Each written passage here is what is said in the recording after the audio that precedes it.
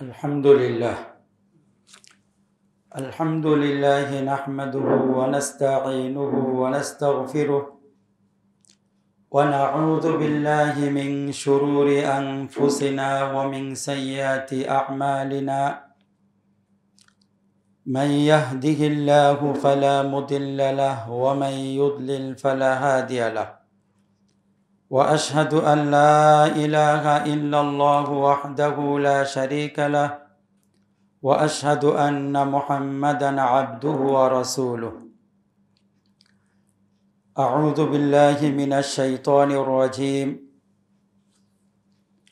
يا أيها الذين آمنوا اتقوا الله حق تقاته ولا تموتن إلا وأنتم مسلمون. يا أيها الناس اتقوا ربكم الذي خلقكم من نفس واحدة وجعل منها زوجها وبث منهما رجالا كثيرا ونساء واتقوا الله الذي تساءلون به والأرحام إن الله كان عليكم رقيبا. يا أيها الذين آمنوا اتقوا الله وقولوا قولا سديدا يصلح لكم أعمالكم ويغفر لكم ذنوبكم ومن يطع الله ورسوله فقد فاز فوزا عظيما. أما بعد فإن خير الحديث كتاب الله وخير الهدي هدي محمد صلى الله عليه وسلم وشر الأمور محدثاتها وكل محدثة بدعة وكل بدعة ضلالة أو كما قال عليه الصلاة والسلام.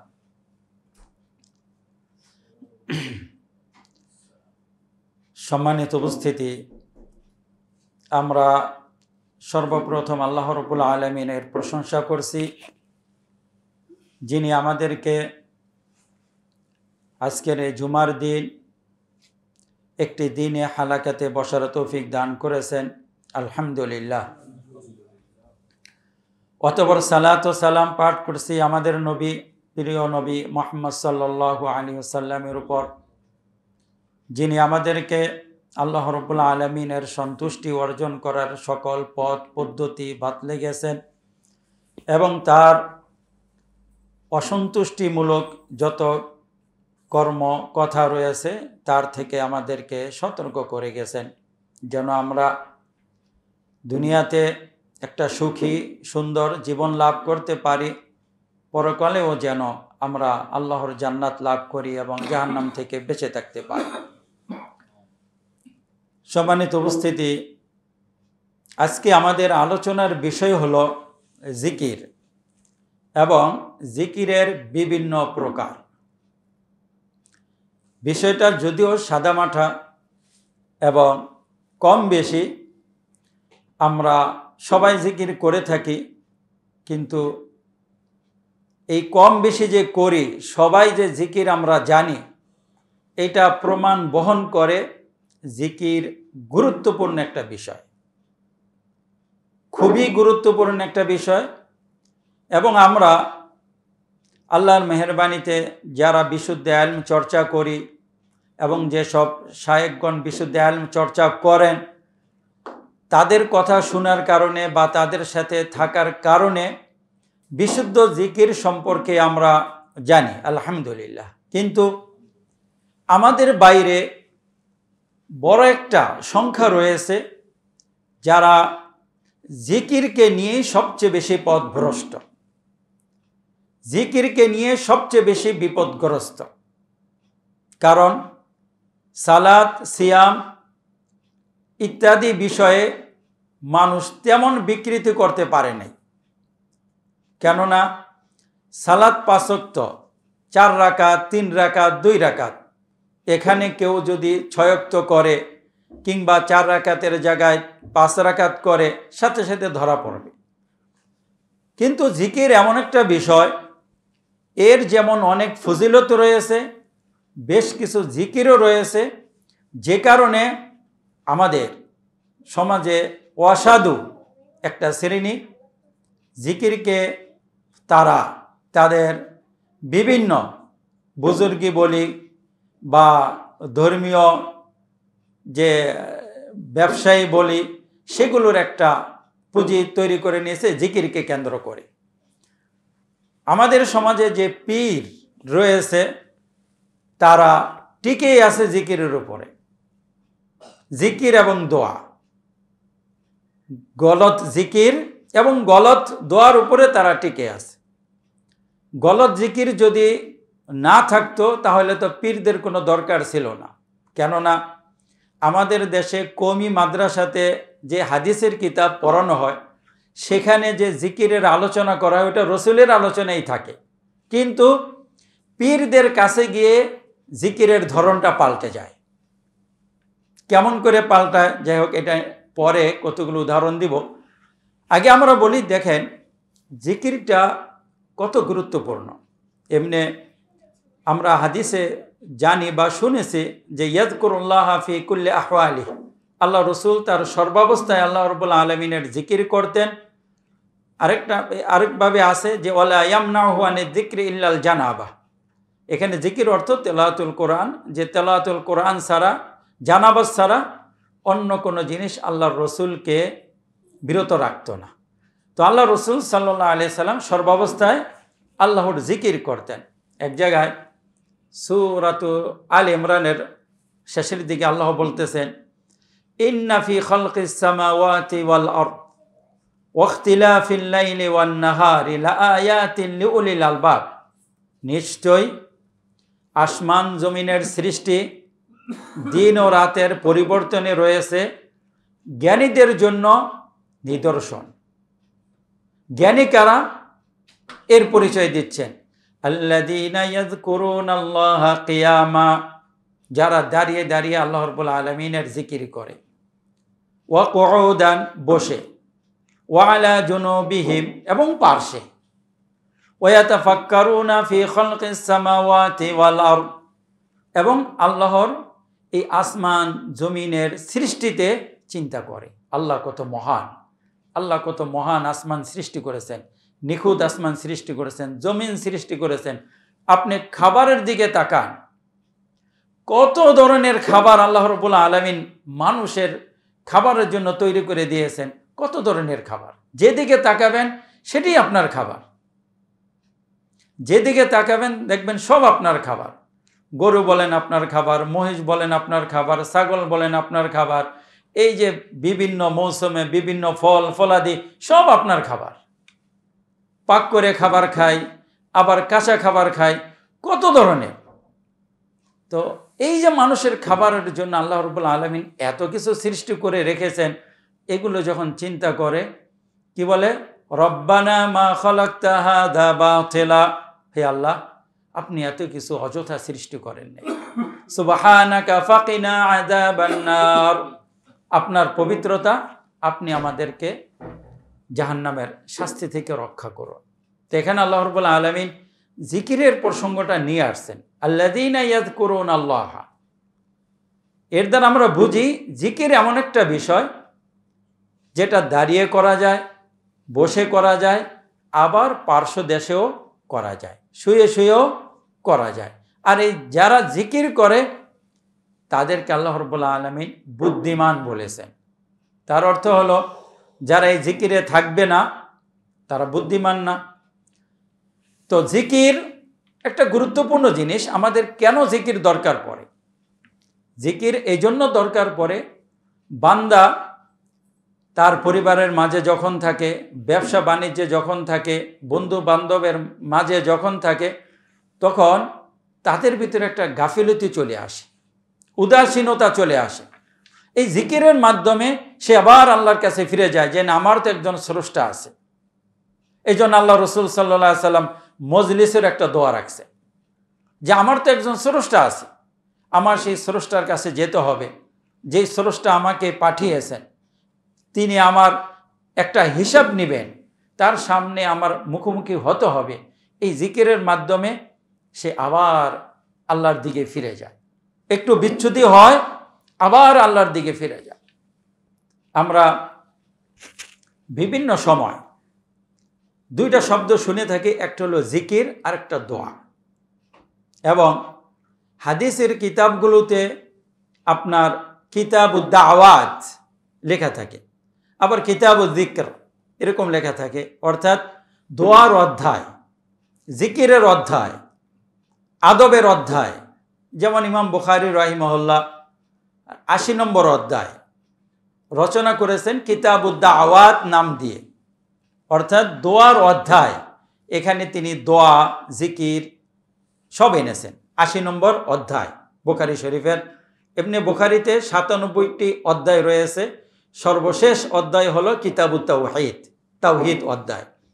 আর ওই তাওহীদ অধ্যায়ের সর্বশেষ হাদিস হলো, সর্বশেষ হাদিসটা কি আছে? কালিমাতানে খাফিফাতান, কালিমাতানে হাবিবাতান ইলার রহমান, খাফিফাতান আলাল লিসান, সুবহানাল্লাহি ওয়া বিহামদিহি সুবহানাল্লাহিল আযীম। দুইটা কালিমা যা আল্লাহ রাব্বুল আলামিনের কাছে খুবই প্রিয় এবং মুখে উচ্চারণ করতে খুবই সহজ। সেটা হলো কি? সুবহানাল্লাহি ওয়া বিহামদিহি সুবহানাল্লাহিল আযীম। এই জিকির দিয়ে ইমাম বুখারী রাহিমাহুল্লাহ তার কিতাবকে শেষ করেছেন, যেটাকে খাতেমা বিল খায়ের বলে, কল্যাণের মাধ্যমে তার কিতাবকে সমাপ্ত করেছেন। তো এই জিকির আর এই দোয়া দুইটার মাঝে পার্থক্য কি বা সম্পর্ক কি, এই জিনিসটা একটু স্পষ্ট করব। কারণ আমরা যখন সালাত পড়ি, সালাতের শেষে আমরা কতগুলো আজকার আদায় করি এবং বিভিন্ন ফেস্টুন কিতাবে লেখা হয় সালাতের পরে পঠনীয় জিকিরসমূহ। দোয়াসমূহ সাধারণত লেখে না। কি লেখে? আল আযকার বাদাস সালাওয়াত, যে সালাতের পরে পঠনীয় জিকিরসমূহ। তো এই জিকির এবং দোয়া দুইটার মাঝে পার্থক্য কি? দুইটা একই না কিছু পার্থক্য রয়েছে? তো এই জিনিসটা আমরা একটু বুঝি, তারপর আমরা সামনের দিকে একটু এগিয়ে যাব। তো জিকির শব্দটা জাল, কাফ, র এই তিনটা হরফ দিয়ে গঠিত। যিকরুন মানে স্মরণ করা, আর দোয়া এর মূল অক্ষর হইল দাল, আইন, ওয়াও। দা ইয়াদউ, আদ-দাওয়াতু, আদ-দুআ ইত্যাদি। এর অর্থ হলো আহ্বান করা, ডাকা। কাউকে ডাকা, কাউকে আহ্বান করা, কারো কাছে কিছু চাওয়া, এটা হলো দোয়া। আর জিকির হলো স্মরণ করা, কারো মহত্ব বর্ণনা করা, কারো বরত্ব বর্ণনা করা, এগুলোকে সাধারণত জিকির বলা হয়। তো জিকির এবং দোয়ার সম্পর্ক হলো এমন, যখন আলাদাভাবে আমরা জিকির বলবো, দোয়া বলবো না, ওই জিকিরের ভিতরে দোয়া থাকে, জিকিরও থাকে। আবার যখন বলি দোয়া, জিকির বলি না, ওই দোয়ার ভিতরে দোয়া থাকে, জিকিরও থাকে। যখন আমরা একসাথে বলি জিকির ও দোয়া, তখন দুইটার অর্থ আলাদা হয়ে যায়। জিকির অর্থ একটা নেই, দোয়া অর্থ আরেকটা নেই। এজন্য আরবরা বলে একসাথে আসলে ভিন্ন অর্থ দিবে, আলাদা আলাদা আসলে এক অর্থ দিবে। যেমন মুসলিম এবং মুমিন, আপনারা হয়তো শুনেছেন, মুসলিম এবং মুমিন, ঈমান, ইসলাম, আলাদা আলাদা আসলে এক অর্থ, একসাথে আসলে ভিন্ন অর্থ। আলাদা আলাদা আসলে এক অর্থ কেমন? যেমন আপনাকে যদি বলে ইসলামের সংজ্ঞা দিন, আপনাকে কি সংজ্ঞা দিতে হবে?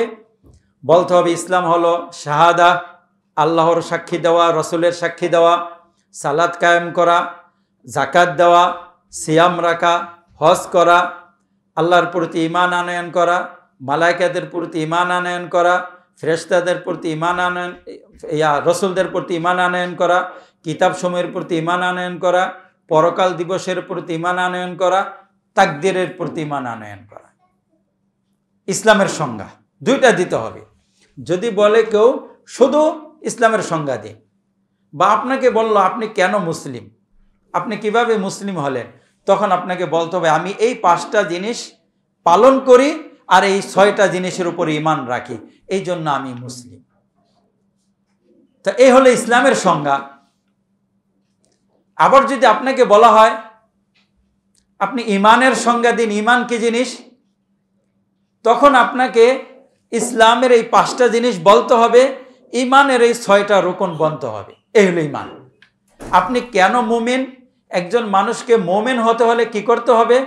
তখন বলতে হবে একজন মানুষ যদি মুমিন হতে হয় তাকে এই 5টা পালন করতে হবে, এই 6টা রুকনের উপর ইমান আনতে হবে, তাহলে মুমিন। বুঝলাম? আলাদা আলাদা ভাবে আসলে তখন এক অর্থ দিবে, ইসলামের যে অর্থ ইমানের এই অর্থ। এখন আপনাকে বলল, ভাই আমাকে ইসলাম কি জিনিস, ইমান কি জিনিস বুঝান। তখন আপনি যেহেতু একসাথে বলছে, তখন আপনি ইসলামের সংজ্ঞা দিবেন এই 5টা, শাহাদা, সালাত, জাকাত, সিয়াম, হজ। বলবেন এটা হলো ইসলাম। আর ইমান হলো আল্লাহর প্রতি ইমান আনা, মালাইকাদের প্রতি ইমান আনা, কিতাব সমূহের প্রতি ইমান আনা, রাসূলদের প্রতি ইমান আনা, পরকাল দিবসে ইমান আনা, তাকদীরের প্রতি ইমান আনা, এটা হলো ইমান। যেমন হাদিসে জিবরাইল আলাইহিস সালাতু ওয়াস সালাম রাসূলকে শিখিয়েছেন, রাসূলকে জিজ্ঞাসা করেছেন, রাসূল উত্তর দিয়েছেন। এরপরে জিজ্ঞাসা করেছেন ইহসান কি, তখন আবার ইহসানের সংজ্ঞা দিয়েছেন যে ইহসানের আবার 2টা রকম। ইহসান হলো তুমি আল্লাহর এমনভাবে ইবাদত করবে যেন আল্লাহকে দেখছো। তার মানে আল্লাহকে দেখা যাবে না, যেন আল্লাহকে দেখছো। আল্লাহকে দেখলে যেমন একটা ভাব হওয়ার কথা, সেই কাছাকাছি ভাবে আমরা চলে যাব। যদি এটা না হয় অন্তত এতটুকু ধারণা করে রাখবো যে আল্লাহ আমাকে দেখছেন। তো ইহসানের 2টা রকম, ইসলামের 5টা রকম, ইমানের 6টা রকম। যদি আপনাকে শুধু ইমান জিজ্ঞেস করে একা সবগুলো বলতে হয়, আবার ইসলাম জিজ্ঞেস করলে সবগুলো বলতে হয়, আলাদা আলাদা জিজ্ঞেস করলে তখন আলাদা আলাদা সংজ্ঞা। অনুরূপভাবে দোয়া এবং জিকির এই 2টা এমন, যদি আলাদাভাবে আপনি জিকির করতেছেন এর ভিতরে দোয়া ঢুকবে, জিকিরও ঢুকবে। আবার যদি আলাদাভাবে দোয়া করতেছেন এর ভিতরে দোয়া আছে, জিকিরও আছে। এখন যদি বলে জিকির ও দোয়া কি আমাকে একটু বলেন, তখন জিকিরের আলাদা অর্থ হবে, দোয়ার আলাদা অর্থ হবে। তো বলতেছিলাম জিকির অর্থ হলো আল্লাহকে স্মরণ করা, আল্লাহকে স্মরণ করা, আল্লাহর মহত্ব বর্ণনা করা। যেমন হাদিসের বিভিন্ন কিতাবে রয়েছে পরিশুদ্ধ এবং বিশুদ্ধ হাদিস যে আবুল কালাম ইলাল্লাহি আরবা, আল্লাহর কাছে সবচেয়ে প্রিয় কালিমা কয়টি? 4টি। কয়টি? 4টি। কি কি?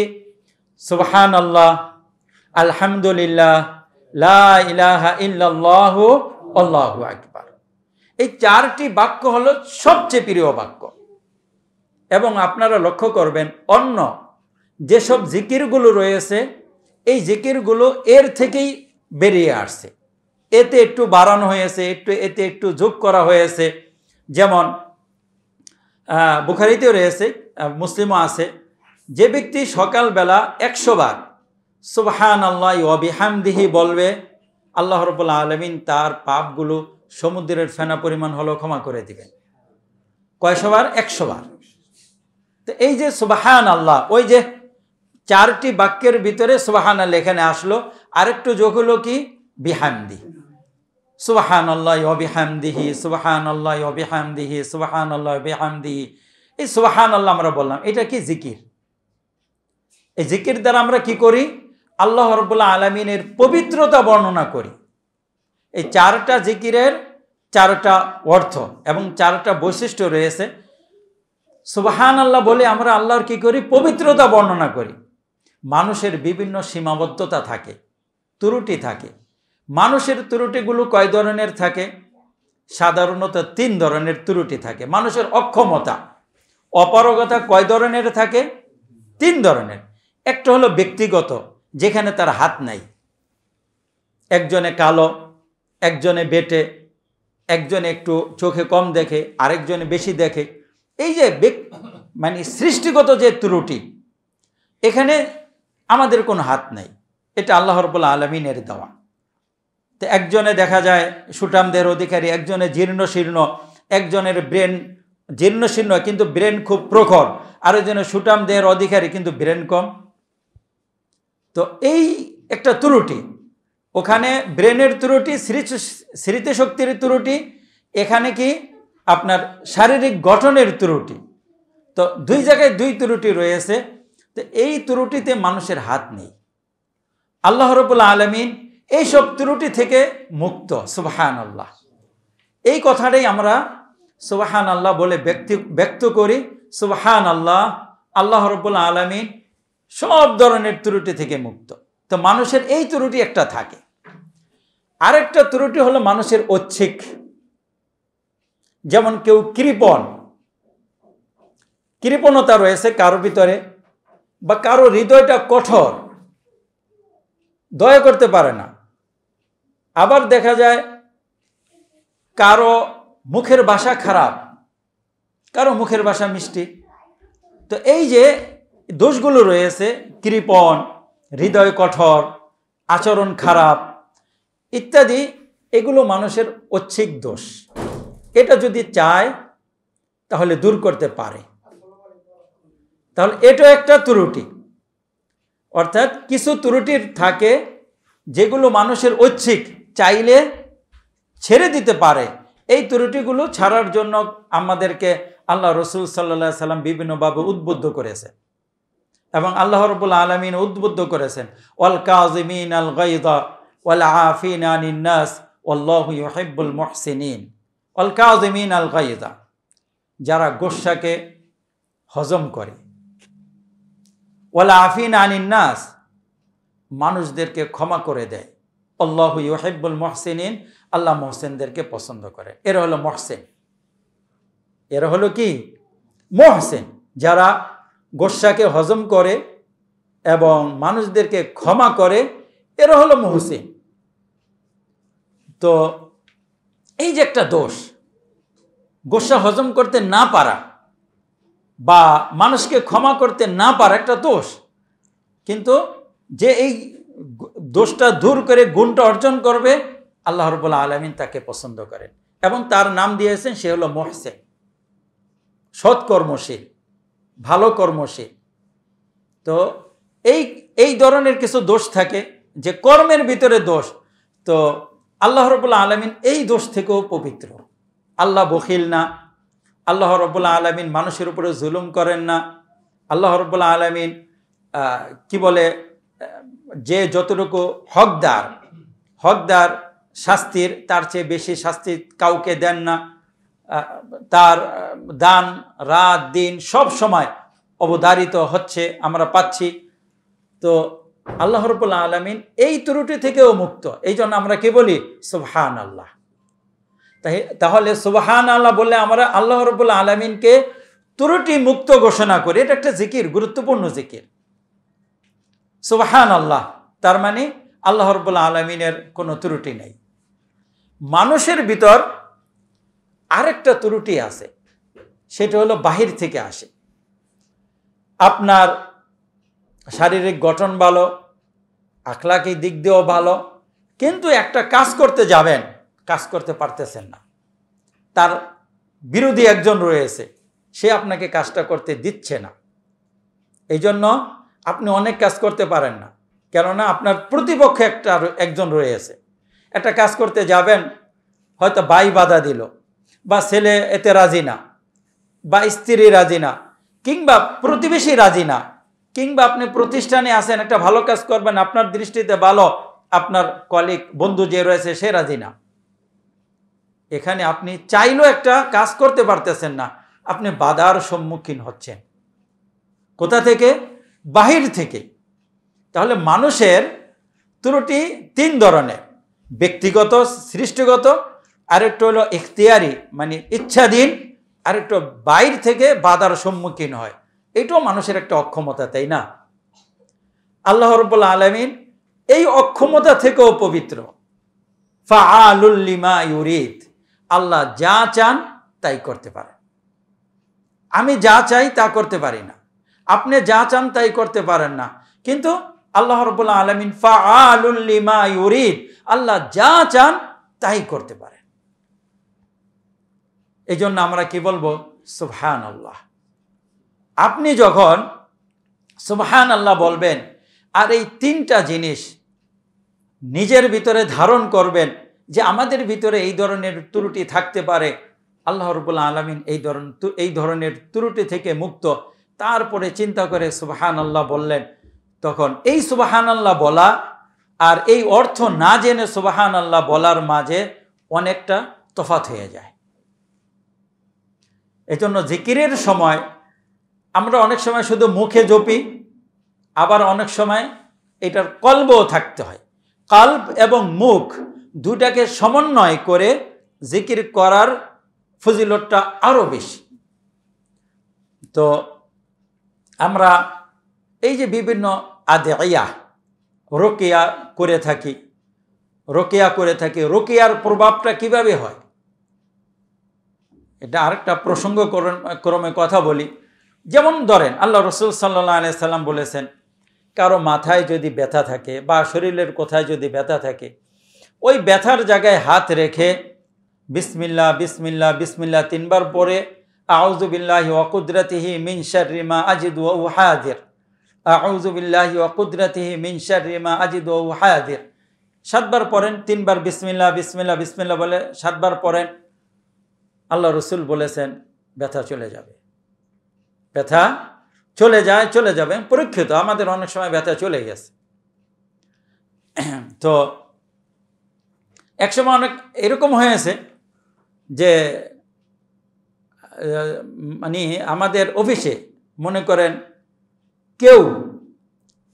কারো জ্বর আসছে, মাথা ব্যথা, সে তার মাথাতে হাত রেখে বিসমিল্লাহ বিসমিল্লাহ বিসমিল্লাহ বলে 7 বার ওই দোয়াটা পড়লো, আলহামদুলিল্লাহ মাথা ব্যথা চলে গেছে। ওই সময় বলে নাই, পরবর্তীতে আবার যখন দেখা হলো, ভাই আপনার দোয়াটা খুব কার্যকরী, ওই সময় আপনি দোয়াটা পড়েছেন, আবার মাথা ব্যথার সাথে সাথে চলে গেছিল, আবার একটু ঝেড়ে দেন, আবার একটু রোকেয়া করে দেন। তো এরকম সাথে সাথে অনেক প্রমাণ পাওয়া যায়। এই দোয়ার প্রভাবটা বাড়ে কিভাবে আর হালকা হয় কিভাবে? এই দোয়া হলো ঢাল, এই রোকেয়া হলো কি ঢাল। ঢাল যার যত মজবুত সে অতটা সুরক্ষা লাভ করে। আমরা বিভিন্ন গাড়ি ব্যবহার করি যে বুলেট প্রুফ অমুক প্রুফ যে সব কিছু প্রতিহত করে, আবার ঢাল ব্যবহার করি, যার ঢাল যত মজবুত বড় আঘাত আসলে ওই ঢাল ওটা ফিরিয়ে দেয়। কিন্তু ঢাল যদি দুর্বল থাকে তখন আঘাত আসলে ওই ঢাল ফিরাইতে পারে না। আপনার এই আজকারগুলো, সকাল সন্ধ্যার আজকারগুলো হলো ঢাল। এখন এই ঢালটা মজবুত কিভাবে করবেন? আপনি সকালবেলা 3 বার কুল হুয়াল্লাহ, কুল আউযু বিরাব্বিল ফালাক, কুল আউযু বিরাব্বিন নাস পড়তেছেন। এই পড়াটা যেন আপনার শক্তিশালী হয়, কার্যকরী হয়। কিভাবে হবে?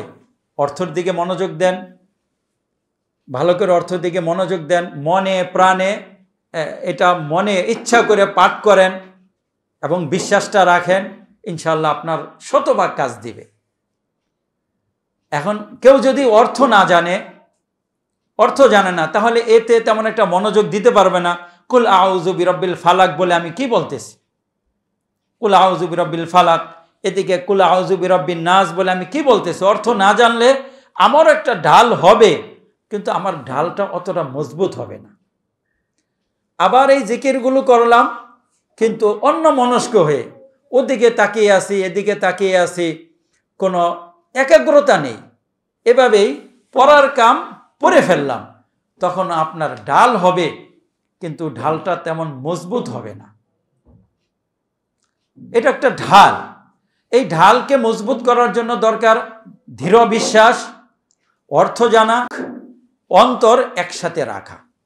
মনোযোগ সহকারে যখন কিছু এই আজকার বা রুকিয়াগুলো পড়ে বের হবেন, আলহামদুলিল্লাহ আপনার ঢালটা শক্তিশালী হয়ে গেল। তো এই ঢালগুলোকে এই শক্তিশালী করার নিয়ম হলো এটি। তো যেটা বলতেছিলাম, জিকির যে আমরা সুবহানাল্লাহ বলি, আল্লাহ রাব্বুল আলামিনকে সব ত্রুটি থেকে মুক্ত ঘোষণা করি, এটা হলো সুবহানাল্লাহর অর্থ। আলহামদুলিল্লাহর অর্থ কি? সমস্ত প্রশংসা আল্লাহর জন্য। আমরা কখন একজন মানুষের প্রশংসা করি? যখন তার ভিতরে গুণ দেখি, তখনই তো প্রশংসা করি।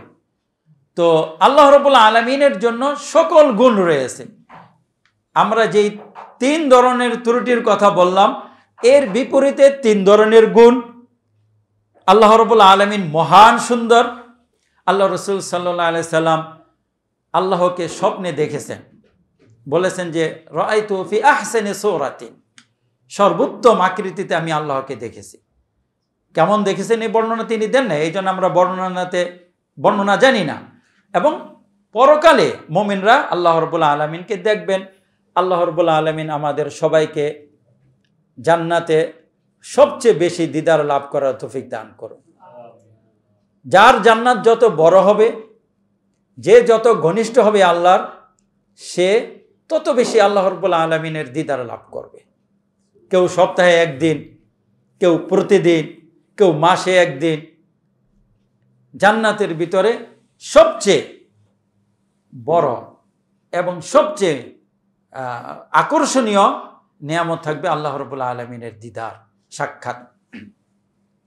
তো আল্লাহ রাসূল বলেছেন যে যদি আল্লাহ রাব্বুল আলামিনের মাঝে এবং তার মাখলুকের মাঝে একটা নূরের পর্দা রয়েছে, এই নূরের পর্দা না থাকতো তাহলে আল্লাহর এই জ্যোতি নূরের তেজস্ক্রিয়া বা মানে কি বলে এটাকে সীমা যে পর্যন্ত গিয়ে পৌঁছতো, ওই পর্যন্ত এই নূরের তাজাল্লিতে তেজস্ক্রিয়াতে ধ্বংস হয়ে যেত। তো এই দুনিয়াতে আল্লাহ রাব্বুল আলামিনের নূর দেখা বা কি বলে আল্লাহ রাব্বুল আলামিনকে দেখা সম্ভব না, পরকালে দেখা যাবে ইনশাআল্লাহ। আর একটা কথা হলো, দুনিয়া তো সামান্য একটু জায়গা। দুনিয়া কতটুকু জায়গা? সামান্য একটু জায়গা। যে সবচেয়ে ছোট জান্নাতে যাবে, তার জান্নাতটা কয়টা দুনিয়ার সমান হবে? 10টা দুনিয়ার সমান হবে। দুনিয়া ছোট্ট জায়গা না, কত ছোট জায়গা। তো এক একটা জান্নাত এত বড় বড় হবে, সুবহানাল্লাহ। আল্লাহ রাব্বুল আলামিন আমাদেরকে সেই জান্নাতে যাওয়ার তৌফিক দান করুন। সবচেয়ে বড় হতভাগা সে নারী, সে পুরুষ যে আল্লাহ রাব্বুল আলামিনের এত প্রশস্ত জান্নাতে নিজের পা রাখার জায়গাটুকু পাবে না। আসমান জমিনের চেয়ে বড় প্রশস্ত এই জান্নাত, এই জান্নাতের ভিতরে অনেক মানুষ থাকবে যারা নিজের পা রাখার জায়গাও পাবে না। তারা সবচেয়ে বড় হতভাগা, সবচেয়ে বড় বেশি ক্ষতিগ্রস্ত। আল্লাহ রাব্বুল আলামিন আমাদেরকে এবং আমাদের আত্মীয় স্বজন বা আমাদের পূর্বপুরুষ যারা গেছেন, পরবর্তীতে যারা আসবেন, সবাইকে সেই জান্নাত লাভ করার তৌফিক দান করুন। তো বলতেছিলাম যে আলহামদুলিল্লাহ, আলহামদুলিল্লাহ মানে হলো আল্লাহর সব প্রশংসা। অর্থাৎ আমরা যেই 3 ধরনের ত্রুটির কথা বললাম, আল্লাহর নিজস্ব সৃষ্টি মানে আকৃতিগতভাবে কোনো ত্রুটি নেই। আল্লাহর তো সূরত আছে, নিরাকার কিছু হতে পারে না। বাকি সূরত আমরা জানি না, আছে কিন্তু সূরত আমরা জানি না। অনুরূপভাবে আল্লাহ রাব্বুল আলামিনের যে গুণ রয়েছে সেখানেও কোনো ত্রুটি নেই। অনুরূপভাবে আল্লাহ রাব্বুল আলামিন কিছু করতে চাইলে তাকে বাধা দানকারী কেউ নেই। তো সব ধরনের পরিপূর্ণ যে গুণ রয়েছে এটার মালিক আল্লাহ। এই জন্য আমরা বলি আলহামদুলিল্লাহ। আলহামদুলিল্লাহর অর্থ কি? যে আল্লাহ রাব্বুল আলামিন সমস্ত প্রশংসার মানে মালিক। কেন? সব গুণ তার। আজকে আমি আপনার প্রশংসা করলাম কোনো একটা ভালো কর্ম দেখে, আপনার স্রষ্টা তো আল্লাহ, আপনিও তো আল্লাহর সৃষ্টি। তো আল্লাহ রাব্বুল আলামিন আমাদেরকে এই দুনিয়াতে পাঠিয়েছেন আমরা যেন গাফেল না হয়ে যাই, এই জিকিরের মাধ্যমে আল্লাহকে সবসময় স্মরণ করে রাখি। এরপরে ওই যে মানে 4টা যে আল্লাহর কাছে প্রিয় বাক্য রয়েছে, আরেকটা বাক্য কি? লা ইলাহা ইল্লাল্লাহ। লা ইলাহা ইল্লাল্লাহ বলে ইখলাসের প্রমাণ দেওয়া হয়। ইখলাস, আল্লাহ যেহেতু ত্রুটিমুক্ত, আল্লাহ যেহেতু প্রশংসার মালিক, এখন আমার ইবাদতটা কার জন্য হওয়া দরকার? আল্লাহর জন্য হওয়া দরকার। কেন? আল্লাহ রাব্বুল আলামিন আপনাকে আমাকে সৃষ্টি করেছেন, আমার আপনার সব কিছু আল্লাহ রাব্বুল আলামিন দেখেন। এখন আমরা সব ইবাদত আল্লাহ রাব্বুল আলামিনের জন্য নিবেদিত করব, এতে কাউকে অংশীজন বানাবো না। আল্লাহ রাব্বুল আলামিন আমাদের আমলগুলোকে একমাত্র তার জন্য গ্রহণ করে নিন। এরপরে আসে আল্লাহু আকবার। আল্লাহ সবচেয়ে মহান। এখানে আল্লাহ রাব্বুল আলামিনের বরত্ব ঘোষণা করা হয়। এখানে ত্রুটিমুক্ত, এখানে গুণের অধিকারী, এখানে আমাদের ইখলাস, এখানে সবচেয়ে বড়ত্ব আল্লাহ রাব্বুল আলামিনের ঘোষণা করা হলো আল্লাহু আকবার। আল্লাহ সবচেয়ে মহান, আল্লাহ সবচেয়ে বড়। এই হলো 4টা বাক্য। এর সাথে আবার আরেকটা আছে, লা হাওলা ওয়ালা কুওয়াতা ইল্লা বিল্লাহ। বুখারী শরীফে ওই যে কিতাবুদ দাওয়াতের সবচেয়ে শেষের অধ্যায়ের আগের অধ্যায়টা, কিতাবুদ দাওয়াত, এখানে এলো কিতাব, এরপরে বাব বাব করে অনেকগুলো বাব আনছেন, সম্ভবত 70-80টার মতো বাব থাকার কথা। ওই বাবের শেষের আগেরটা হলো বাবু লা হাওলা ওয়ালা কুওয়াতা ইল্লা বিল্লাহ কানজুম মিন কুনুজিল জান্নাহ। লা হাওলা ওয়ালা কুওয়াতা ইল্লা বিল্লাহ হলো জান্নাতের খাজানা, জান্নাতের, এটাকে কানজ বলে, গুপ্তধন, জান্নাতের গুপ্তধন। লা হাওলা ওয়ালা কুওয়াতা ইল্লা বিল্লাহ। আমরা এই যে একটা জিকির আছে, এই জিকিরের অর্থটা অনেকে সুন্দরভাবে জানি না, না জানার কারণে এটার ভুল প্রয়োগ করি। ভুল প্রয়োগ কি? যদি কোনো খারাপ দৃশ্য দেখি, খারাপ কিছু শুনি, তখন বলি লা হাওলা ওয়ালা কুওয়াতা ইল্লা বিল্লাহ, অথচ এটার ব্যবহার হলো ভালো জায়গায় হওয়ার কথা। লা হাওলা ওয়ালা কুওয়াতা ইল্লা বিল্লাহর অর্থ কি? লা হাওলা অর্থ কোনো নড়াচড়া নাই বা কোনো শক্তি নেই, এটাই বলতে পারি আমরা। এবং কোনো শক্তি নাই কিসের উপরে? ইবাদত করার। ইবাদত করার কোনো শক্তি নাই ইল্লা বিল্লাহ, আল্লাহর শক্তি ছাড়া। ওয়ালা কুওয়াতা ইল্লা বিল্লাহ, এবং পাপ থেকে বিরত থাকারও কোনো শক্তি নাই আল্লাহর শক্তি ছাড়া। তাহলে ইবাদত করার জন্য আল্লাহর শক্তি দরকার, পাপ থেকে বিরত থাকার জন্য আল্লাহর শক্তি দরকার। এই স্বীকৃতি লা হাওলা ওয়ালা কুওয়াতা ইল্লা বিল্লাহর ভিতরে দেওয়া হয়। এখানে বান্দা পুরোপুরিভাবে নিজেকে আল্লাহর উপরে সুপুর্দ করে দেয়। এই জন্য এটাকে বলা হয়েছে কানজুম মিন কুনুজিল জান্নাহ, গুপ্তধন। মানুষ গুপ্তধন কখন ব্যবহার করে? বিশেষ প্রয়োজনে। গুপ্তধন বিশেষ প্রয়োজনে ব্যবহার করে এবং বিশেষ প্রয়োজন এটা দ্বারা পূর্ণ করে। আপনার দৈনন্দিন বা মাসিক যে ইনকাম আছে, এটা দিয়ে আপনি সাধারণ ব্যয় নির্বাহ করবেন, কিন্তু এরকম একটা জিনিস রয়ে গেল যেটা মাসিক উপার্জন দিয়ে নির্বাহ হলো না, ওইটা আপনার দরকার, তখন ওইটা পূর্ণ করবেন এই গুপ্তধন দিয়ে। আল্লাহ রাব্বুল আলামিন আমরা যে জান্নাতে যাব, জান্নাত সাজাইতে বলেছেন। আমরা মেরাজের হাদিসে শুনেছি, যখন রাসূল সাল্লাল্লাহু আলাইহি সাল্লামের সাথে ইব্রাহিম আলাইহিস সালামের দেখা হলো, তখন ইব্রাহিম আলাইহিস সালাম রাসূলকে বললেন, হে মুহাম্মদ, তুমি তোমার উম্মতকে আমার পক্ষ থেকে সালাম জানাবে এবং বলবে জান্নাতের জমি হলো কিআন, খালি এবং উর্বর। একটা হলো পুরো খালি আর উর্বর, গাছ লাগাইলেই হয়, কোনো গাছ মারা যায় না। তো গেরাসুহা কি? জান্নাতের গাছ লাগানো কি? এই তাসবিহগুলো বললেন, সুবহানাল্লাহ, আলহামদুলিল্লাহ, লা ইলাহা ইল্লাল্লাহ, আল্লাহু আকবার, লা হাওলা ওয়ালা কুওয়াতা ইল্লা বিল্লাহ। তো এগুলো দিয়ে আমরা আমাদের জান্নাতকে সুসজ্জিত করব। এগুলো হলো জিকির।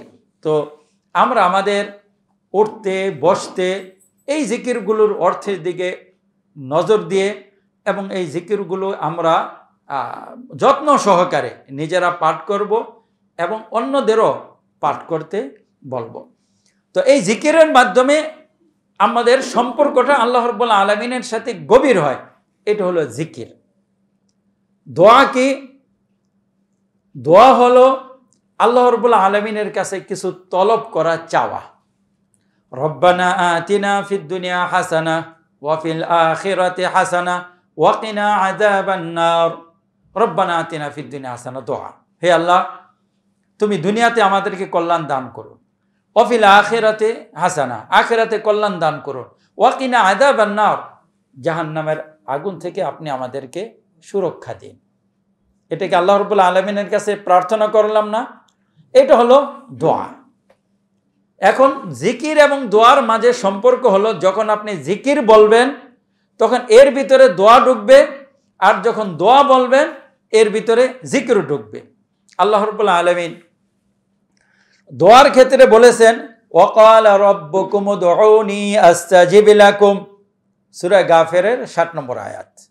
তোমাদের রব বলতেছে তোমরা আমাকে ডাকো, আমি তোমাদের ডাকে সাড়া দিব।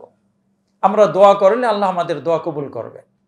আবার জিকিরের ক্ষেত্রে কি বলেছেন ফাযকুরুনি আযকুরুকুম ওয়াশকুরু লি ওয়ালা তাকফুরুন, সূরা বাকারার 152 নম্বর আয়াত।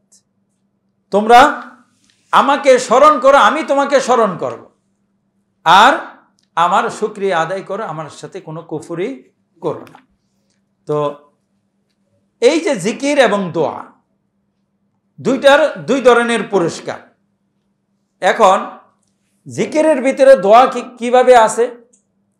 জিকিরের ভিতরে দোয়া হলো আপনি যখন আল্লাহ রাব্বুল আলামিনের প্রশংসা করলেন তখন কি চাইলেন? আল্লাহ রাব্বুল আলামিনের মহব্বত চাইলেন, আল্লাহ রাব্বুল আলামিনের ঘনিষ্ঠ হতে চাইলেন, আল্লাহ রাব্বুল আলামিনকে চাইলেন। তো আল্লাহ রাব্বুল আলামিনকে চাওয়ার মানে কি? আল্লাহর কাছে যা রয়েছে সেটাও চাওয়া। এই জন্য আল্লাহ রসুল বলেছেন আফজালুদ দোয়া আলহামদুলিল্লাহ, সর্বোত্তম দোয়া হলো কি? আলহামদুলিল্লাহ। আরেকটি হাদিসও রয়েছে যারা নাকি জিকিরে মাশগুল থাকে আমি তাদেরকে, যারা আমার কাছে চায় তাদের চেয়ে আমি বেশি দান করি। তো জিকিরের মাধ্যমে আমরা আল্লাহ রাব্বুল আলামিনের কাছে চাই। সালাতও আমাদের এক হিসেবে দোয়া, কারণ সালাতের মাধ্যমে আমরা আল্লাহর কাছে প্রার্থনা করি, যদিও আমরা বলি নাই। সালাত আদায় করার অর্থ হলো আল্লাহ এই সালাতের সওয়াব দিয়ে আমাকে জান্নাতে দিবেন এবং এর কারণে আমাকে জাহান্নাম থেকে মুক্ত করবেন। মুখে বলি নাই, কিন্তু সালাত আদায় করলাম। সিয়ামের একই কাজ, যাকাতের একই কাজ। তো এগুলো সরাসরি দোয়া না, যদিও ভিতরে দোয়া আছে, তারপরও এটা এক ইবাদত। ইবাদতের ভিতরে একটা তলব, আল্লাহর কাছে চাওয়া আছে। অনুরূপভাবে সুবহানাল্লাহ, আলহামদুলিল্লাহ, যে আমরা জিকিরগুলো করি এই জিকিরগুলোর ভিতরে একটা চাওয়া আছে। চাওয়া কি? ওই যে আমরা যে ফজিলতগুলো শুনি সেই ফজিলতগুলো, এবং এর দ্বারা আমরা জান্নাতকে সুসজ্জিত করি, আল্লাহর প্রিয় পাত্র হই, আল্লাহকে আমরা চাই। তাহলে জিকিরের অর্থ হলো স্মরণ করা, আল্লাহর মহত্ব বর্ণনা করা। এখানে বাহ্যিকভাবে স্পষ্টভাবে আল্লাহর মহত্বের বর্ণনা থাকে, আর ভিতরে থাকে দোয়া। ভিতরে কি থাকে? দোয়া। অনুরূপভাবে দোয়ার ভিতরে বাহ্যিকভাবে তলব, চাওয়া থাকে, কিন্তু এর ভিতরে মহত্ব থাকে, আল্লাহর স্মরণও থাকে। কারণ আমরা যখন দোয়া করি রব্বানা আতিনা, ডাকেই দিয়ে দিলাম হে আমার রব, এখানে জিকির না? আগে জিকির করেই তো দোয়া করতেছি। রব্বানা, হে আমাদের রব, আতিনা ফিদ দুনিয়া হাসানা, এই যে আল্লাহকে আহ্বান করেই তো চাইলাম। তো এই কারণে আপনার দোয়ার ভিতরে জিকিরও আছে, আবার কি আছে? দোয়া আছে। এই জন্য আলেমগণ বলেন ঈমান ইসলামের মতো দোয়া এবং জিকির এমন শব্দ যে দুইটা আলাদা হলে পরিপূর্ণ, একটা আরেকটার ভিতরে ঢুকে যায়। আর একসাথে যদি দুইটা বলা হয় তখন আমরা জিকিরের অর্থ করব যে আল্লাহর মহত্ব বর্ণনা করা, দোয়ার অর্থ আল্লাহর কাছে কিছু প্রার্থনা করা। এখন আমরা দেখেন আমাদের জিকির কিভাবে আমরা আদায় করি এবং কোথায় কোথায় আমাদের জিকির আছে, জিকিরের কত প্রকার। জিকিরের প্রকার অনেক। কিভাবে প্রকার? একটা হলো মৌসুম ভিত্তিক জিকির থাকে, একটা হলো মৌসুম ভিত্তিক জিকির। যেমন রমজান মাসের একটা জিকির থাকে, লাইলাতুল কদরের একটা জিকির থাকে। লাইলাতুল কদরের জিকির কি? আয়েশা রাদিয়াল্লাহু তাআলা আনহা থেকে বর্ণিত, আল্লাহুম্মা ইন্নাকা আফুউন তুহিব্বুল আফওয়া ফাআফু আন্নি। আল্লাহুম্মা ইন্নাকা আফুউন তুহিব্বুল আফওয়া ফাআফু আন্নি। এই যে একটা, এটাও তো একটা জিকির, দোয়া এবং কি জিকির। কবে, কখন পড়বে এটা? লাইলাতুল কদর। অনুরূপভাবে জিকির রয়েছে আপনার আমাদের এই যে কয়েক মাস আগে, গত সেই তো গেল জুলহজ মাস, 1 তারিখ থেকে 9 তারিখ পর্যন্ত জুলহজ মাসের যে জিকির ছিল, যে এখানে এটা ছিল ওই যে সুবহানাল্লাহ, আলহামদুলিল্লাহ, ওয়ালা ইলাহা ইল্লাল্লাহু আল্লাহু আকবার, এই 4টা ওখানেও ছিল। রাস্তায়, ঘরে, বাইরে যখন ইচ্ছা তখনও পড়েছি। আবার দেখা যায় শেষের আরাফা থেকে নিয়ে 13 জুলহজ মাস পর্যন্ত আবার 20-এর সালাতের পরে আবার পড়েছি। তো 2 ধরনেরই ছিল, এগুলো একটা জিকির। আবার রাত্রে উঠে যদি আমরা কেউ তাহাজ্জুদ পড়ার তৌফিক লাভ করি, সেখানে জিকির আছে, কোরআন তেলাওয়াত আছে, সেটাও জিকির, সালাত সেটাও জিকির। তো মৌসুম ভিত্তিক, সময় ভিত্তিক একটা জিকির থাকে। আবার আরেকটা হলো আমাদের অবস্থার সাথে সংশ্লিষ্ট। অসুস্থ হলে এক ধরনের জিকির, সফরে গেলে এক ধরনের জিকির, একজনকে বিদায় দিচ্ছি এক ধরনের জিকির, একজন থেকে বিদায় নিচ্ছি আরেক ধরনের জিকির। জিকির মানে দোয়া, জিকির মানে দোয়া। আবার আমরা যখন ঘুম থেকে উঠি সেখানে একটা জিকির। ঘুম থেকে উঠি যখন, তখন আমরা কি বলি? আলহামদুলিল্লাহিল্লাযী আহইয়ানা বা'দা মা আমাতানা ওয়া ইলাইহিন নুশুর। বুখারী শরীফের হাদিস, বুখারীতে আছে আলহামদুলিল্লাহিল্লাযী আহইয়ানা, সমস্ত প্রশংসা ওই আল্লাহর যিনি আমাদেরকে জীবিত করলেন। কখন? বা'দা মা আমাতানা, মৃত্যুর পরে। আরবিতে ঘুমকে বলে আখুল মৌত বা আল মাউতুস সগরা। ঘুম হলো মৃত্যুর ভাই কিংবা ছোট মৃত্যু। আর যেটা স্থায়ী মৃত্যু, মানুষ দুনিয়াতে স্থায়ী আর কি, যে মারা গেলে আর দুনিয়াতে ফিরে আসবে না, এটাকে বলে আল মাউতুল কুবরা। ঘুমও আমাদের ওই মৃত্যুর সাথে একটা মিল আছে, তাই না? ঘুমালে আমাদের চেতনা থাকে না, আমরা কিছু বুঝি না, আমাদের আকল থাকে না। তো এরকমভাবে যেটা হয়ে থাকে মারা গেলে, এই জন্য ঘুমকে মৃত্যুর সাথে তুলনা দিয়ে আল্লাহ রসুল সাল্লাল্লাহু আলাইহি সাল্লাম আমাদেরকে বলেছেন, ঘুম থেকে উঠলে বলবে আলহামদুলিল্লাহিল্লাযী আহইয়ানা বা'দা মা আমাতানা, মৃত্যুর পর আমাদেরকে জীবিত করলেন। এরপরে যেন আবার আমরা ভুলে না যাই, জীবিত তো হয়ে গেলাম, এখন আমি নিশ্চিত, কিন্তু এরপর আছে ওয়া ইলাইহিন নুশুর, আবার তার কাছে চলে যেতে হবে, আবার তার কাছে চলে যেতে হবে। আল্লাহ থেকে বিমুখ হওয়া যাবে না, আবার তা আল্লাহ রাব্বুল আলামিনের কাছে আমরা ফিরে যাব। এটা হলো ঘুম থেকে ওঠার দোয়া। আমরা যখন ঘুমাতে যাই তখন আবার কি বলি? আল্লাহুম্মা বিসমিকা আমুতু ওয়া আহয়া, আল্লাহুম্মা বিসমিকা আমুতু ওয়া আহয়া, হে আল্লাহ আপনার নামে আমি ঘুমাচ্ছি, যদিও শাব্দিক অর্থ আসে মারা যাচ্ছি, ওয়া আহয়া, এবং আপনার নামে আমি জীবিত হব। দেখেন, জিকির দিয়ে আমাদের জীবনের শুরু, আমাদের জীবনের শেষ, দিনের শুরু দিনের শেষ। কেন? যাতে আমরা ঘুম থেকে ওঠার পরে মালায়েকা আমাদের যে আমলনামা লেখা শুরু করবেন, সেটা যেন হয় একটা জিকির। ভালো কর্ম দিয়ে আমাদের আমলনামা খোলা হলো।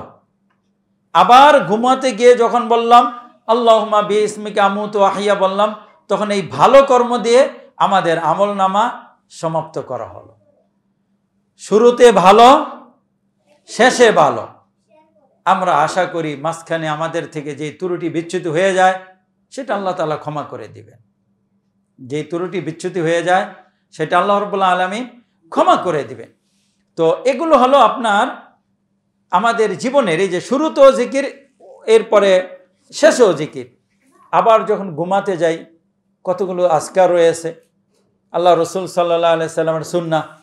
দেখেন, এখানে আমাদের নিরাপত্তা। আমরা কুল আউযু বিরাব্বিন নাস, কুল আউযু বিরাব্বিল ফালাক, কুল হুয়াল্লাহ 3 বার পরে হাতে ফু দিয়ে সমস্ত শরীর মাসে করে ঘুমিয়ে পড়ব। 3 বার করব। কয়বার করব? 3 বার করব। এটা আপনি 2 ভাবে করতে পারেন। আগে একটু থুতু দিয়ে আপনি মাথা থেকে নিয়ে পুরো শরীর মাসে করলেন, এরপরে সূরা ইখলাস পড়েন, সূরা ফালাক পড়েন, সূরা নাস পড়েন।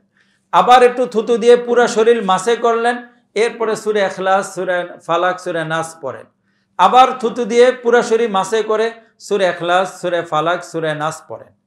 আগে মাসে করে পরে পড়তে পারেন, আবার 3 বার পরে, মানে একবার পরে হাতে থুতু দিয়ে পুরো শরীর মাসে করতে পারেন। আপনার শরীর মাসে করাটা আগেও করতে পারেন, পরেও করতে পারেন, দুটোটাই আছে, দুটোটাই শুদ্ধ।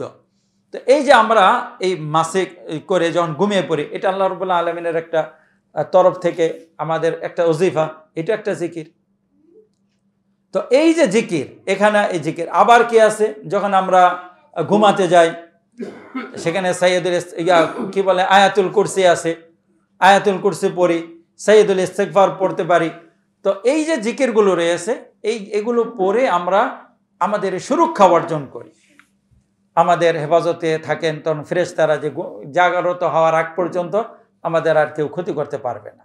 অনুরূপভাবে ঘুম থেকে উঠলে যখন আমরা সকালবেলার যে তাসবিহগুলো আছে সেগুলো পাঠ করে সন্ধ্যা পর্যন্ত আল্লাহ রাব্বুল আলামিন আমাদের নিরাপদ রাখবেন।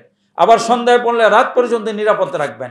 দেখেন, আমাদেরকে আল্লাহ রাব্বুল আলামিন দুনিয়াতে পাঠাইছেন, আমাদের শত্রু দিয়েছেন, ইবলিস শত্রু মানুষ, তাই না? তো শত্রু দিয়ে আমাদেরকে এমনি ছেড়ে দেন নাই যে তোমাদেরকে পাঠাইলাম দুনিয়াতে আর তোমাদের শত্রুও দিলাম, কোনো আত্মরক্ষা না দেন নাই, এমন করেন নাই। বরং আমাদেরকে আমাদের শত্রু থেকে বাঁচার আত্মরক্ষার বস্তুও দিয়েছেন। শয়তান থেকে কিভাবে বাঁচতে হবে, মানুষের শয়তানি থেকে কিভাবে বাঁচতে হবে, জিন শয়তান ইত্যাদির অনিষ্ট থেকে কিভাবে বাঁচতে হবে, সবগুলো আল্লাহ রাব্বুল আলামিন বলেও দিয়েছেন, শত্রুও দিয়েছেন এবং শত্রু থেকে আত্মরক্ষার পদ্ধতি বাতলে দিয়েছেন। আমাদের জীবনকে আল্লাহ রাব্বুল আলামিন দুনিয়াতে নিরাপদ করিয়ে দিয়েছেন। এখন আমরা যদি সেই সুরক্ষা গ্রহণ না করি, আমরা যদি নিজেদেরকে সেভাবে পরিচালিত না করি, আমরা তো ক্ষতিগ্রস্ত হব, আমরা নিজেরা ক্ষতিগ্রস্ত হব। তাই আমরা আমাদের সুরক্ষার জন্য যে জিকিরগুলো আছে, এই জিকিরগুলো ধারাবাহিকভাবে নিয়মিতভাবে আমরা আদায় করার চেষ্টা করব।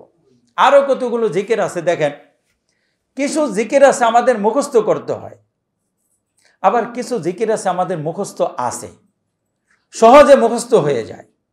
আমরা যেসব জিকিরগুলো সহজে মুখস্থ হয় কিংবা আমাদের যেগুলো মুখস্থ আছে সেগুলো আমরা চর্চা করব আগে, সেগুলো আমরা আগে চর্চা করব। যেমন দেখেন, আমরা যদি সুযোগ পাই, লা ইলাহা ইল্লাল্লাহু ওয়াহদাহু লা শারীকা লাহু লাহুল মুলকু ওয়া লাহুল হামদু ওয়া হুয়া আলা কুল্লি শাইইন কাদির, বুখারী মুসলিমের হাদিস। এই যে একটা জিকির, এই জিকিরটা করলে কি ফজিলত, কেউ যদি 100 বার পড়ে তাহলে ইসমাইল আলাইহিস সালামের বংশের 10টা গোলাম আজাদ করার সওয়াব পাবে এবং 100টা নেকি তার জন্য লেখা হবে, 100টা পাপ তার জন্য মোচন করা হবে এবং এই 100 বার পাঠ করা সকাল থেকে সন্ধ্যা পর্যন্ত তার জন্য সুরক্ষা হবে। এবং কিয়ামতের ময়দানে এই ব্যক্তি যত নেকি নিয়ে উঠবে তার চেয়ে বেশি নেকি নিয়ে আর কেউ উঠতে পারবে না, ওই ব্যক্তি ছাড়া যে এই জিকিরটা তার চেয়ে বেশি পাঠ করেছে। বুখারী মুসলিমের হাদিস। এটা কিন্তু কঠিন না, কঠিন না। লা ইলাহা ইল্লাল্লাহু ওয়াহদাহু লা শারীকা লাহু লাহুল মুলকু ওয়া লাহুল হামদু ওয়া হুয়া আলা কুল্লি শাইইন কাদির, ইউহয়ি ওয়া ইউমীত ওয়া হুয়া হাইয়্যুল লা ইউমীত, এগুলো বাড়ান দরকার নেই। লা ইলাহা ইল্লাল্লাহু ওয়াহদাহু লা শারীকা লাহু লাহুল মুলকু ওয়া লাহুল হামদু ওয়া হুয়া আলা কুল্লি শাইইন কাদির। বুখারী রাহিমাহুল্লাহ তার এই হাদিস বর্ণনা করে আরেকজন তাবি বা সাহাবীর কথা নকল করেছেন। উনি বলেছেন, যদি কেউ 100 বার না পড়ে 10 বার পড়ল তাহলে সে 100 বার পড়লে 10টা গোলাম আজাদ করার সওয়াব পাবে, 10 বার পড়লে একটা গোলাম আজাদ করার সওয়াব পাবে, 10টা নেকি লেখা হবে, 10টা পাপ মোচন করা হবে। এভাবে তার ফজিলত 10 ভাগ কমে আসবে, তারপরে 10 বার পড়লেও সে সওয়াব পাবে। আমরা এটা আদায় করতে পারি। আমাদের আরও সহজ কতগুলো আজকার রয়েছে, বেশ কিছু আজকার রয়েছে সালাতের ভিতরে। সালাত এমনিই জিকির, সালাতের ভিতরে আজকার রয়েছে এবং সালাতের শেষে যখন আমরা সালাত শেষ করি সেখানেও আজকার রয়েছে। তো সেখানে সালাতের পরে আমরা যেগুলো আদায় করি এগুলোকে কি বলা হয়? আজকার। এখানে যতগুলো তাসবিহ রয়েছে সবগুলোই আল্লাহর বরত্ব, কিন্তু একটা দোয়া আছে। তবে ওই আজকারের সংখ্যা বেশি, এই জন্য এটাকে আজকার বলা হয়। দোয়া কি? সালাতের পরে দোয়া কি? দোয়া কোনটা? আস্তাগফিরুল্লাহ, এইটা হলো দোয়া। আস্তাগফিরুল্লাহ হলো দোয়া, আমি আল্লাহর কাছে ক্ষমা চাচ্ছি, আল্লাহ তুমি আমাকে ক্ষমা করে দাও, এইটা হলো দোয়া। 3 বার আমরা ইস্তিগফার করি, এরপরে 33 বার সুবহানাল্লাহ পড়ি, 34 বার 34 বার আলহামদুলিল্লাহ, 33 বার আলহামদুলিল্লাহ পড়ি, 34 বার আল্লাহু আকবার পড়ি, এগুলো তো সব তাসবিহ। তারপরে লা ইলাহা ইল্লাল্লাহু ওয়াহদাহু ইত্যাদি পড়ি, এগুলো সব তাসবিহ। তো যত তাসবিহ রয়েছে সবগুলো মোটামুটি তাসবিহ। আয়াতুল কুরসি পড়ি, এগুলো তাসবিহ। তো এই জন্য এই তাসবিহর দিকে নিসবত করে সালাতের পরে যেগুলো পাঠ করা হয় এগুলোকে বলা হয় আজকার। আজকার বাদা সালাওয়াত, সালাতের পরে আজকার। যদিও এখানে দোয়া আছে, তাসবিহগুলো দোয়া, আবার সরাসরি দোয়া আছে। যেহেতু তাসবিহর সংখ্যা বেশি, আজকারের সংখ্যা বেশি, এই জন্য তাগলিবান একটাকে আরেকটার উপর প্রাধান্য দিয়ে আজকার বলা হয়। আর যেখানে দোয়ার প্রাধান্য থাকে, যেমন রব্বানা আতিনা ফিদ দুনিয়া, আমরা এটাকে বলি দোয়া, যদিও এখানেও জিকির আছে। তো আমরা এই 5 ওয়াক্ত সালাতের ভিতরে আমরা আজকারগুলো পড়তে পারি। সালাতের ভিতরে আজকার রয়েছে, সালাতের শেষে আজকার রয়েছে। অনুরূপভাবে আমরা ওযু করতে যাই, সেখানেও তো আজকার আছে। ওযু করার শুরুতে আমরা বিসমিল্লাহ বলি। দেখেন আলহামদুলিল্লাহ অনেকে বলি, আবার অনেকে এত সহজ কাজ হাতছাড়া করে ফেলে। ওযুর শুরুতে বিসমিল্লাহ বলা এবং ওযুর শেষে আশহাদু আল্লা ইলাহা ইল্লাল্লাহ ওয়া আশহাদু আন্না মুহাম্মাদান আবদুহু ওয়া রাসূলুহু, এটা পড়বে। আর যদি কেউ আরেকটু বাড়াইতে চায়, আল্লাহুম্মা জাআলনি মিনাত তাওয়াবিন ওয়া জাআলনি মিনাল মুতাতাহহিরিন, এটাও পড়লো, একটু বাড়ালো। তো আমরা জিকির যখন পড়ব বা মুখস্থ করব, কি হিসাবে মুখস্থ করব, বা আমরা যখন বলি কি হিসাবে, কোন দৃষ্টিভঙ্গি আমরা আমাদের সামনে রাখি? প্রথমে প্রাধান্য দেই কোরআনুল কারীমকে, এরপরে দেখি কোন জিকির বা কোন কথাটা বুখারী এবং মুসলিম উভয় কিতাবে আছে, সেটা লক্ষ্য করি। এরপরে দেখি উভয় কিতাবে নাই, বুখারীটা প্রাধান্য দেই, মুসলিমেরটা প্রাধান্য দেই, এরপরে সামনের দিকে আগাই, এরপরে কি আছে এগুলো বলে বা এটার উপরে আমল করে সামনের দিকে আগানোর চেষ্টা করি। কেন? এটা হলো বিশুদ্ধ, এটা কম। আমি যখন কম আমল করব তখন সবচেয়ে বিশুদ্ধ আমল যেন করি। আর বুখারীতে যা রয়েছে এগুলো অনেক সময় দেখা যায় ছোট ছোট জিনিস এবং সংখ্যায় কম, মুখস্থ করতে সুবিধা। যেমন দেখেন, কেউ বিয়ে শাদী করলো, বিয়ে করার পরে আপনি তার বিয়েতে উপস্থিত থাকলেন বা শুনলেন, এখন তাকে দোয়া দিবেন। আব্দুর রহমান ইবনে আউফ রাদিয়াল্লাহু তাআলা আনহু যখন বিয়ে করলো, তখন আল্লাহ রাসূল তাকে দোয়া দিলেন কি, বারাকাল্লাহু লাকা আউলিম ওয়ালাউ বিশাআতিন, একটা দোয়া, বারাকাল্লাহু লাক, বুখারী শরীফের হাদিস। আল্লাহ তোমাকে বরকত দান করুন, এবার ওলিমা করো, যদিও একটা বকরি দিয়ে হয়, ওলিমা করো। সংক্ষেপ দোয়া, বারাকাল্লাহু লাক। আপনি যখন আবু দাউদে যাবেন তখন এই দোয়াটা দেখবেন, বারাকাল্লাহু লাকা বারাকা আলাইকা ওয়া জামা বাইনাকুমা ফি খায়রিন, অর্থ কাছাকাছি। তো আবু দাউদে বড়, বুখারীতে ছোট। আপনি আগে ছোটটা মুখস্থ করেন, পুরোটা মুখস্থ নাই, বারাকাল্লাহু লাক, এতটুকু মুখস্থ করতে তো ঝামেলা নেই।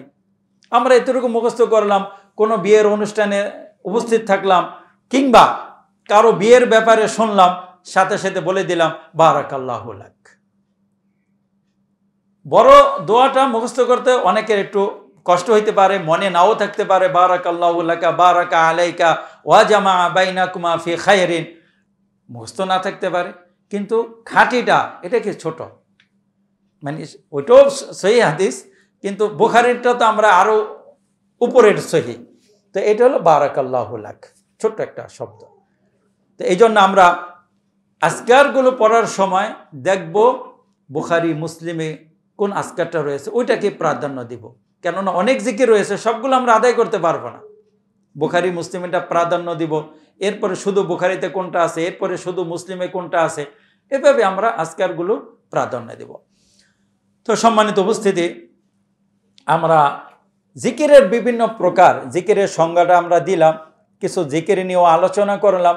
আর জিকির মৌসুম ভিত্তিক রয়েছে, জিকিরের বিভিন্ন প্রকারও রয়েছে, অনেক প্রকার জিকির। সকাল সন্ধ্যার জিকির, অসুস্থ হলে তখনকার জিকির রয়েছে, তারপরে মুসাফিরের জন্য জিকির রয়েছে, ঘর থেকে মুসাফিরের সফর থেকে যখন আসবেন তখন জিকির রয়েছে, সিয়ামের সময়ও জিকির রয়েছে। আমরা এই যে কয়েক মাস আগে সিয়াম গেল, আমরা সিয়াম রেখেছি, ইফতারের সময় আমরা বলেছি জাহাবা জামাউ অবতাল্লাতিল উরুক ওয়াজাবাত আল আজর ইনশাআল্লাহ তাআলা। এখানে আল্লাহ রাব্বুল আলামিনের কৃতজ্ঞতা আদায় করলাম। জাহাবা জামা, তৃষ্ণা চলে গেল, অবতাল্লাতিল উরুক, রগগুলো একটু মানে ভিজলো, মানে এতক্ষণ শুকিয়েছিল, এখন একটু পানি পাইলো, তা তরতাজা হলো। ওয়াজাবাত আল আজর, আমাদের সওয়াবও সাব্যস্ত হয়ে গেল আল্লাহর কাছে ইনশাআল্লাহ তাআলা। কেননা একটা ইবাদত পূর্ণ করার পরে মানুষের ভিতরে একটা খুশি লাগে যে একটা ইবাদত কমপ্লিট করতে পারলাম। এই খুশির জন্যই আল্লাহ রাব্বুল আলামিন বুঝছেন, এই জন্য রমজানের দীর্ঘ একটা মাস সিয়াম রাখার পরে আপনার খুশির একটা দিন দিছে। আবার হজ কঠিন জিনিস না, হজ তো কঠিন জিনিস। এখানে গরিব ধনী সবাই থাকে, গরিবরাও কষ্ট করে, ধনীরাও কষ্ট করে।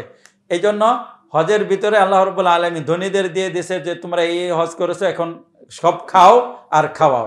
বাস গরিবরাও আল্লাহ রাব্বুল আলামিনের মেহেরবানিতে হজে খাইতে পারে, তাই না? কোরবানির ঈদে খাইতে পারে। খুশির ইবাদতের পরে খুশির দিনগুলো আসে। তো আল্লাহ রাব্বুল আলামিন আমাদেরকে যে ইবাদত দিয়েছেন, কঠিন ইবাদতের পরে খুশির দিন রাখছেন। আবার এই ইবাদতগুলোর পরে আবার জিকির রেখে দিয়েছেন।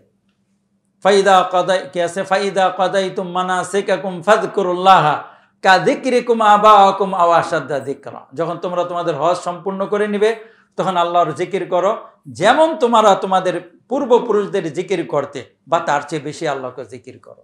দেখেন, হজের শেষে আল্লাহ রাব্বুল আলামিন আবার জিকির করতে বললেন, কারণ জিকির এটা মানুষ এবং বান্দার আল্লাহর মাঝে একটা সম্পর্ক তৈরি করে, মানে ঘনিষ্ঠতা তৈরি করে। এই জন্য সর্বাবস্থায় আল্লাহ রাসূল সাল্লাল্লাহু আলাইহি সাল্লাম জিকির করেছেন।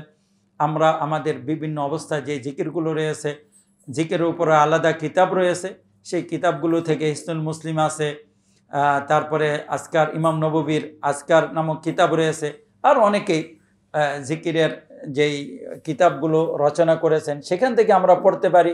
আবার চাইলে বুখারীর কিতাবু দাওয়াত রয়েছে, আবার মুসলিম শরীফও কিতাবু যিকর ওয়া দোয়া ইস্তেগফার রয়েছে।